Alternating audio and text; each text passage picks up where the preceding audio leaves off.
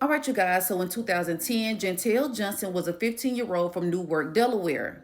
So Janteyl can be described as somebody who was outgoing, she ran track and field, and she attended Glasgow High School. So Janteyl loved to do hair. Her mother is saying it's like they had their own little personal hairdresser, and she had dreams of becoming a hairdresser one day. But in late 2009, Janteyl ends up telling her family some very shocking news. Now she tells them that she is pregnant. So of course, as a family, you're going to be disappointed. But her family is saying that regardless of the fact, they supported her 100%. Okay, so let's fast forward to February of 2010.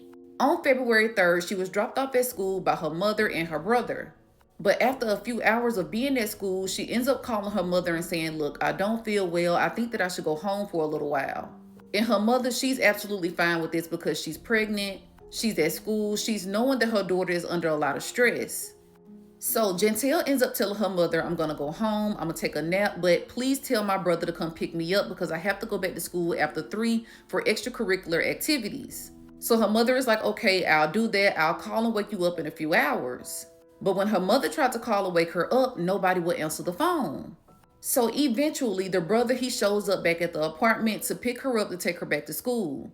But once he gets there, he notices that the door is unlocked, but not only that, Janteyl is not there. Now her book bag is there, her glasses is there, but Janteyl is not. So he calls his mother and tells her like, "Look, I'm here to pick Janteyl up, but she's not even here." The mother begins calling her, trying to find her, but nobody can reach her. So as time goes by, her mother is getting extremely worried. Janteyl is 5 months pregnant at this point. She's not answering the phone, nobody knows where she is, so her mother goes ahead and files a missing persons report. Now, I'm guessing you guys know exactly how this went down. The police deemed her a runaway. They said, "Oh, she's pregnant, she's 15, she's just running away from this situation." But her family was like, "No, we support her. She had no reason to run away." Now, y'all, this is where the investigation begins into the disappearance of 15-year-old Janteyl Johnson. So the first thing they do is try to retrace her steps on February 3rd. And they see that after she left school, she actually went to a grocery store that was nearby. So on the still shots, you can actually see her. She's going inside of the grocery store. You see her talking on the phone.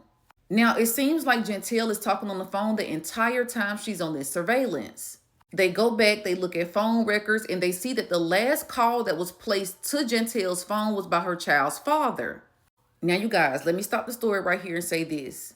Everyone is innocent until proven guilty. We're not accusing anyone of anything.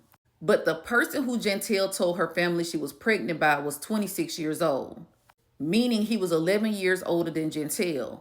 So from what police are saying, they did go question this man, but they had no reason to believe that he was a suspect.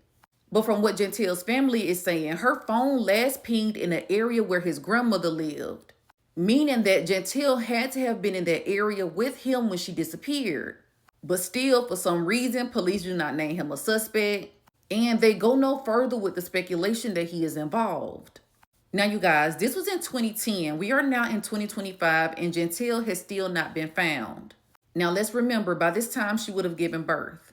There has not been any record of anybody giving birth with her description, making this case even more strange. Now, in my opinion, I believe that that day that Janteyl left, I think that she did go home and take a nap. Because if you look at the surveillance from the grocery store, that is around 12:30 p.m. Her last phone call was around 1:30 p.m. So I think that somebody called and woke her up, and that person is who she went and met. I feel like she did have intentions on coming back home because she left important stuff like her glasses, her book bag. But when she went to meet this person, something went down.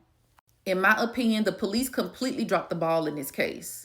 I know a lot of people are going to ask the question, well, why did they charge that alleged baby father with something? He was 26, she was 15. But let's remember, the only way they knew that that was her child's father was because it's what she said. They had no DNA proof that this was her child's father. Now, did they have any evidence in text messages or phone calls showing that they had a relationship? I don't know. Because I feel like if they could prove that there was a relationship going on between him and her, that would have been grounds to arrest him. But you guys, they didn't arrest him. They didn't charge him with anything. Now, I'm very curious as to you guys' thoughts in this case. What do you think happened to Janteyl? And do you think police dropped the ball in this situation? As always, make sure you blow this up, share this. Let's get some justice for Janteyl. Let's get some answers in this case. And let's get some closure for this family.